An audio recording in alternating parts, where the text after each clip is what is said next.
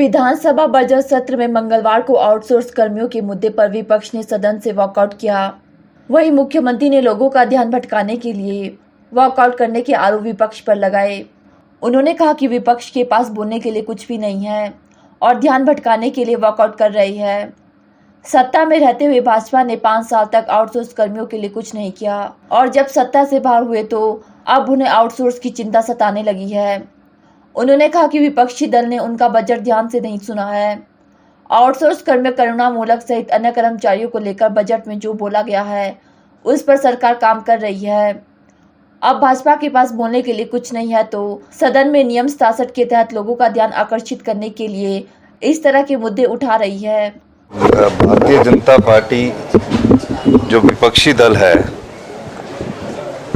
वो अपने आप तो कुछ कर नहीं पाया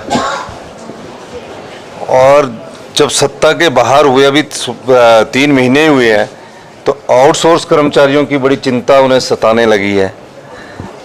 मेरे बजट भाषण को भी उन्होंने ध्यान से नहीं सुना और मैंने अपने बजट भाषण में कहा कि आउटसोर्स जो कर्मचारी है और भी कोई कर्मचारी है जैसे करुणामूलक कर्मचारी है, आउटसोर्स कर्मचारी है, हमारी सरकार इस पर कैसे आगे बढ़ा जाए इस पर काम कर रही है। और जब उन्होंने देखा कि बजट में हमारे पास कहने के लिए कुछ नहीं था तो नियम 67 के तहत ये प्रस्ताव लेकर वो अपना ध्यान आकर्षित करना चाहते हैं और वॉकआउट के द्वारा इस प्रकार उपस्थिति दर्ज करना चाहते हैं कि हम विपक्ष में रहकर आपकी आवाज़ उठा रहे हैं। जब सत्ता में थे तब तो किया कुछ नहीं और अब सिर्फ उपस्थिति दर्ज करने के लिए वॉकआउट किया जाता है, ये मेरा मानना है। पूर्व मुख्यमंत्री का क्या?